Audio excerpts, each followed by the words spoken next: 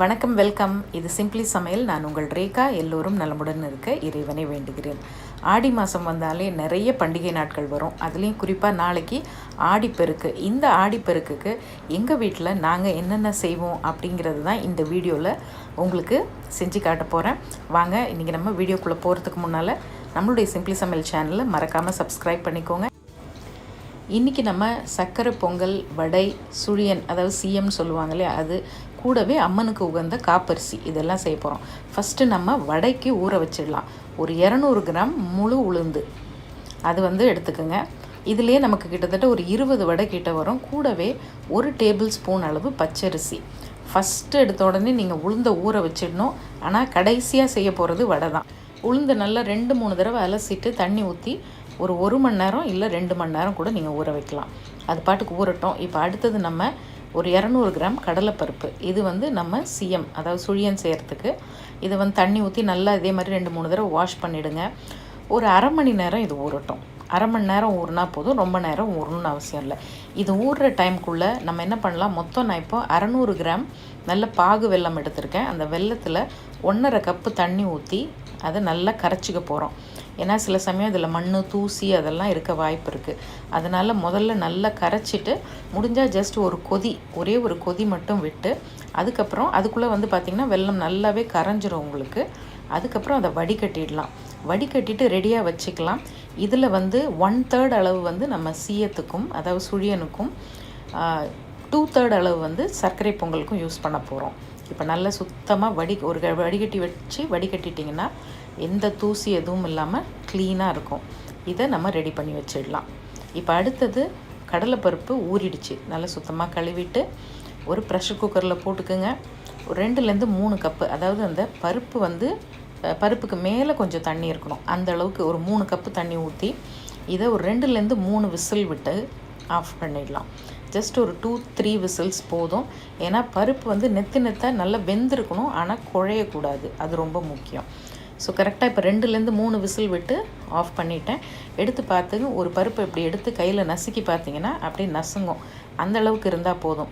இப்போ இதை ஒரு வடிகட்டியில் சுத்தமாக தண்ணி இல்லாமல் ஒரு கொலாண்டர் இருந்துச்சுன்னா அதில் ஊற்றி தண்ணி இல்லாமல் வடிகட்டி எடுத்துக்கோங்க. வடிகட்டினதுக்கப்புறம் கொஞ்சம் ஆறுனோன்னு நீங்கள் கையை வச்சு இப்படி நசுக்குனிங்கனாலே கொஞ்சமாக பருப்பு நசுங்கிடும்.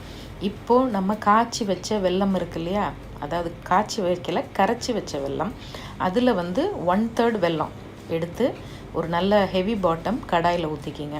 ஊற்றிட்டு இதை ஒரு திக்கான பாகு காய்ச்சிக்கணும். பாகுனா நீங்கள் பாகு பதமெல்லாம் பார்க்க தேவையில்லை.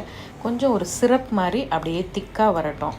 கிட்டத்தட்ட ஒரு தேன் ஊற்றினா எப்படி இருக்கும் அந்த பதத்துக்கு வந்ததுக்கப்புறம் நம்ம கையாலே இப்படி பிசைஞ்சு வச்சோம் பாருங்கள் கடலைப்பருப்பு, அதை அப்படியே தூக்கி உள்ளே போட்டுடலாம்.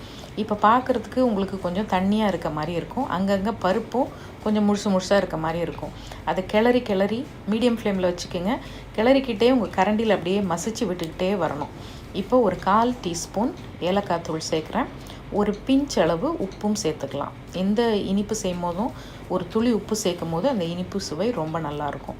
இப்போ இதே மாதிரி பாருங்கள், இப்படி மசிச்சு விட்டுட்டே வந்திங்கன்னா ஒரு 2-3 நிமிஷத்துக்குள்ளே இது நல்ல கட்டியாக ஒரு பதம் வந்துடும். இந்த மாதிரி கட்டி பதம் வந்துடும். 2-3 நிமிஷம் தான் ஆகும், ரொம்ப நேரம்லாம் உங்களுக்கு ஆகாது. இப்போ இந்த அளவுக்கு வந்த பிறகு நான் என்ன பண்ண போகிறேன், துருவின தேங்காய் ஒரு 3-4 டேபிள் ஸ்பூன் துருவின தேங்காயும் இதில் சேர்த்துட்டு நல்ல ஒரு கிளறிட்டு ஆஃப் பண்ணிட்டீங்கன்னு வைங்களேன். இது கொஞ்சம் நேரம் ஆறணும். ஆறுறதுக்குள்ளே இன்னும் கொஞ்சம் இறுகி கட்டியாயிடும். அந்த கட்டியான பதம் வந்தோடனே இப்போ நம்மளுடைய சுழியனோட பூரணம் ரெடி. இது என்ன பண்ணலாம், உங்கள் கை பொறுக்கிற சூடு வந்ததுக்கப்புறம் இந்த மாதிரி ஈக்குவல் சைஸான குலோப் ஜாமுன் மாதிரி உருண்டைகளாக உருட்டி வச்சுக்கலாம். இப்போ அடுத்தது இந்த சுழியனுக்கு மேல் மாவு வேணும் இல்லையா, அதுக்கு நான் ஒரு 150 கிராம் மைதா எடுத்திருக்கேன். கூடவே 1 டேபிள் ஸ்பூன் அரிசி மாவு, ஒரு 1/4 டீஸ்பூன் உப்பு போட்டு கொஞ்சமாக தண்ணி ஊற்றி நல்ல திக்கான ஒரு தோசை மாவு பதத்துக்கு நீங்கள் கரைச்சி வச்சுக்கணும். கட்டி இல்லாமல் கரைக்கணும். சப்போஸ் நாங்கள் மைதா சாப்பிட மாட்டோம் அப்படிங்கிறவங்க நீங்கள் இட்லி மாவு கூட யூஸ் பண்ணிக்கலாம். இப்போது மேல் மாவு ரெடி, உள்ளே வைக்கிற பூரணமும் ரெடி. அடுத்தது என்ன பண்ணணும், பொரிக்கணும், அவ்வளோதான் இல்லையா. இப்போ எண்ணெய் சட்டியில் எண்ணெய் வச்சாச்சு. அந்த உருண்டைங்களை நம்ம கரைச்ச மேல் மாவில், அந்த மேல் மாவு ஒரு 10 நிமிஷம் இருக்கட்டும். அதுக்கப்புறம் டிப் பண்ணி போடுங்க. அப்படியே உள்ளே நினச்சி போட வேண்டியது தான். ஒரு 10 நிமிஷம் வேலை தான் உங்களுக்கு இந்த ஃப்ரை பண்ணி எடுக்கிற வேலை. மீடியம் ஃப்ளேம்லேயே வச்சு நல்ல எண்ணெய் கொதித்ததுக்கப்புறமா, அதாவது நல்லா சூடு ஏறினதுக்கப்புறமா மீடியம் ஃப்ளேமில் வச்சுக்கோங்க. அவ்வளோதான். நல்லா உள்ளே நீங்கள் போட்ட உடனே அப்படியே மேலே எழும்பி வந்துடும் அதுவாகவே. அதுக்கப்புறமா நம்ம திருப்பி விடலாம். ஸோ மேல் மாவு லேசாக அப்படி கலர் சேஞ்ச் ஆகும். ஜஸ்ட் ஒரு லேயர் தான் இருக்கும் இல்லையா, அதனால சீக்கிரமாகவே அருமையாக பொரிஞ்சு வந்துடும். அவ்வளோதான், சூப்பரான நம்மளுடைய சுழியன் ரெடி, அதாவது சிஎம். ஃபஸ்ட்டு இது ரெடி பண்ணி வச்சுட்டோமா, அடுத்தது என்ன பண்ண போகிறோம் நம்ம, வாங்க இப்போ நம்ம சர்க்கரை பொங்கல் செய்ய ஆரம்பிச்சிடலாம். இப்போ நான் 1 கப் அளவு, அதாவது ஒரு 250 கிராம் பச்சரிசி எடுத்திருக்கேன். கூடவே 2 டேபிள் ஸ்பூன் பாசிப்பருப்பு லேசாக வறுத்துருக்கேன். வறுத்துட்டு போட்டிங்கன்னா ரொம்ப நல்லாயிருக்கும் டேஸ்ட்டு. இதை நல்லா தண்ணி ஊற்றி 2-3 தடவை அலசிடலாம். கழுவிட்டு அதுக்கப்புறமா ஒரு 10 நிமிஷம் தண்ணி ஊற்றி ஊற விடுங்க. 10 நிமிஷமோ 15 நிமிஷமோ கொஞ்சம் ஊறட்டும். அரிசி நல்லா ஊறினோன்னே மறுபடியும் ஒரு தடவை வாஷ் பண்ணிவிட்டு இப்போது தண்ணி இல்லாமல் வடித்து வச்சாச்சு. இப்போ நம்ம எந்த கப்பில் அரிசி அளந்தோமோ அதே கப்பில் 3 கப் அளவு தண்ணி ஊற்றுங்க. கரெக்டாக 3 கப்பு போதும். பச்சரிசிக்கு அவ்வளோ தண்ணி இருந்தாலே குழஞ்சி வந்துடும் உங்களுக்கு. ஸோ நான் 3 கப்பு தண்ணி ஊற்றுறேன். 3 கப்பு தண்ணி ஊற்றிட்டு இதை நம்ம 2லேருந்து 3 விசில் விட்டால் கரெக்டாக இருக்கும். ப்ரெஷர் குக்கர் மூடுங்க. 3 விசில் விட்டு இறக்கிடலாம். இந்த சைடு இது கொஞ்சம் ஆறட்டும், அந்த விசில் ஸ்டீம் கொஞ்சம் செட் டவுன் ஆகட்டும். அதுக்குள்ளே நம்ம என்ன பண்ணலாம், மீதி இருக்க வெள்ளைப்பாகை கொஞ்சம் பாகு காய்ச்சிக்கலாம். இதுவும் ஒரே மாதிரி கொஞ்சம் ஒரு 5 நிமிஷம் காய்ச்சினிங்கன்னா அதே தேன் மாதிரி அப்படி திக்கான கன்சிஸ்டன்சி வரும். அந்த அளவு வந்தோடனே இதை நிறுத்திடலாம். பக்கத்துலேயே 3 டேபிள் ஸ்பூன் அளவு நெய் போட்டு முந்திரி திராட்சையை வறுத்துக்கோங்க. ஸோ இந்த பக்கம் ஒன்று பண்ணிகிட்டு இருக்கும் போதே சைமல்டேனியஸாக நீங்கள் பக்கத்துலேயே பண்ணிடலாம். இப்போ பாருங்கள், பொங்கலுக்கு அரிசி நல்லா குழஞ்சி வெந்திருக்கு. இந்த அளவுக்கு குழஞ்சா போதும். ரொம்ப களி மாதிரி குழையணும்னு அவசியம் இல்லை. ஓரளவுக்கு இந்த அளவுக்கு குழஞ்சா போதும். இப்போ அடுப்பை நல்லா ஃபுல் சிம்மரில் தான் வச்சுருக்கேன். சிம்மில் வச்சுட்டு நம்ம பக்கத்துலேயே காய்ச்சினோம் இல்லையா வெள்ளைப்பாகு, அந்த வெள்ளைப்பாகை சேர்க்க போகிறோம். சேர்த்துட்டு கொஞ்சம் கொஞ்சமாக அப்படியே கிளறி விடுங்க. ஸோ வெள்ளைப்பாகு நீங்கள் கொஞ்சம் கொஞ்சமாக ஊற்றி நல்லா கிளறணும். நல்ல கொஞ்சம் கருப்பு வெல்லமாக இருந்துச்சுன்னா உங்களுக்கு பொங்கல் பார்க்குறதுக்கு நல்ல கோவிலில் கொடுப்பாங்க இல்லையா, அந்த மாதிரி இருக்கும். ஸோ நல்லா கிளறி விட்டுட்டு இப்போ இதில் என்ன பண்ண போகிறோம், ஒரு 1/4 டீஸ்பூன் ஏலக்காய் தூளும் 1 சிட்டிகை அளவு உப்பு இதுலேயும் நம்ம சேர்த்துக்கலாம். சர்க்கரை பொங்கல்லையும் கொஞ்சம் உப்பும் சேர்க்கும் போது அந்த சுவை வந்து ரொம்ப நல்லாயிருக்கும். அதே மாதிரி கோவிலில் கொடுக்குற சர்க்கரை பொங்கலுக்கு ஒரு தனி சுவை இருக்குது பாருங்கள்.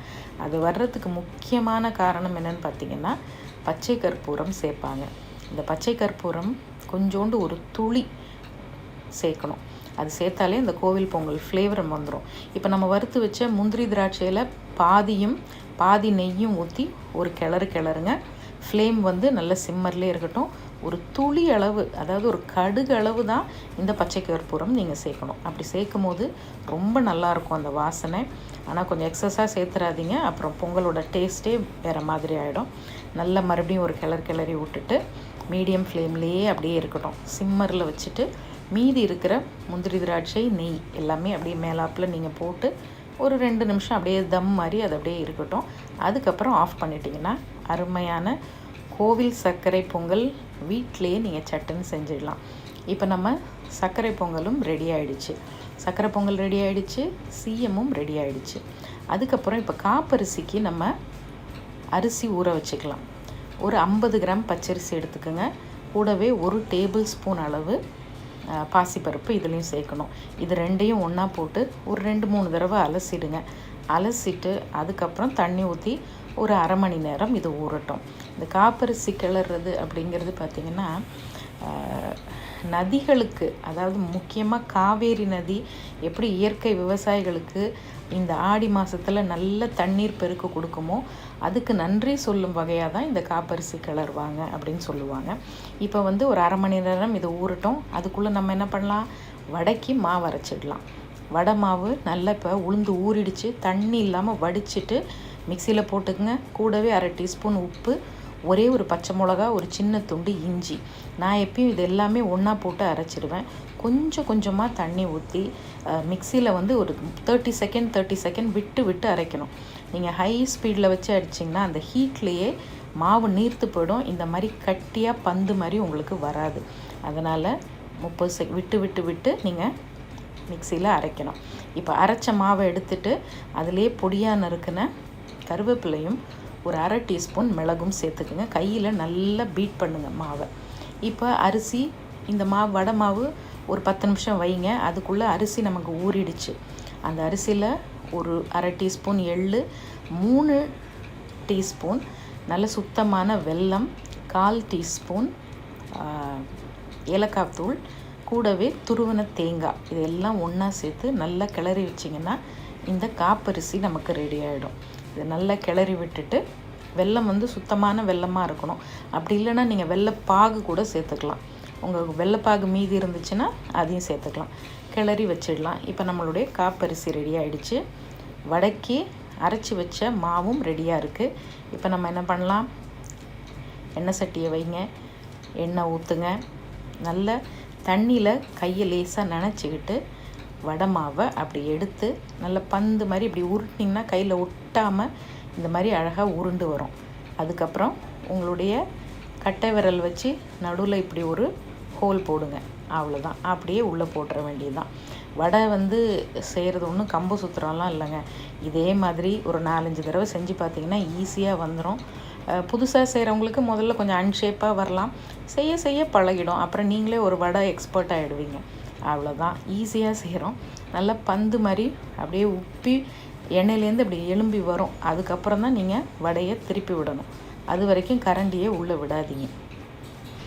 நல்ல குண்டு குண்டான, வெளியில் நல்ல கிறிஸ்பியான லேயரோட, உள்ளே நல்ல சாஃப்டாக பஞ்சு மாதிரி அருமையான மெதுவடை ஈஸியாக செஞ்சிடலாம். நீங்கள் அந்த மாவு அரைக்கிறது பதத்தில் தான் இருக்குது. தண்ணி கொஞ்சம் கொஞ்சமாக ஊற்றி விட்டு விட்டு அரைங்க. மாவை வலிச்சோன்னே கையில் போட்டு நல்லா கிளறி விடுங்க. சப்போஸ் உங்களுக்கு வெங்காயம் பிடிக்கும்னா இதில் பொடியாக நறுக்குன்னா வெங்காயமும் சேர்க்கலாம். ஆனால் பொதுவாக சாமி கும்பிட்றதுக்கு வைக்கும் போது அதில் வெங்காயம் சேர்க்க மாட்டாங்க. மற்றபடி நார்மலாக நம்ம செய்யும் போது பொடியான வெங்காயமும் இதில் சேர்த்து மிக்ஸ் பண்ணி சுட்டிங்கன்னா இன்னும் ரொம்ப அருமையாக இருக்கும். இப்போ ஒரு பக்கம் நல்லா செவந்தோன்னே மறுபக்கம் திருப்பி விட்டால் அருமையான சூப்பரான மெதுவடை நமக்கு ரெடி. கிட்டத்தட்ட இது எல்லாம் சேர்த்து நீங்கள் கரெக்டாக பிளான் பண்ணி பண்ணிங்கன்னா 1 மணி நேரத்தில் செஞ்சு முடிச்சிடலாம். சர்க்கரை பொங்கல், சீயம், சுழியன், அதாவது சுழியன், மெதுவடை, காப்பரிசி, இது எல்லாமே இதே மாதிரி நீங்களும் செஞ்சு நாளைக்கு நம்மளுடைய ஆடிப்பெருக்க சிறப்பாக கொண்டாடுங்க. முதல் வெள்ளி சாமி கும்பிடாதவங்க எல்லாருமே 3ஆவது வெள்ளியும் இதே மாதிரி செஞ்சு நீங்கள் சாமி கும்பிடலாம். செஞ்சு பார்த்துட்டு எப்படி இருந்ததுன்னு மறக்காமல் சொல்லு. நம்மளுடைய சிம்பிளி சமையல் சேனலை ஃபேஸ்புக்லேயும் இன்ஸ்டாகிராம் பேஜ்லேயும் ஃபாலோ பண்ண மறந்துடாதீங்க. அதோட லிங்க்கும் டிஸ்கிரிப்ஷன் பாக்ஸில் கொடுக்குறேன். இது சிம்பிளி சமையல். நான் உங்கள் ரேகா. தேங்க்ஸ் ஃபார் வாட்சிங். Take care. பபாய்.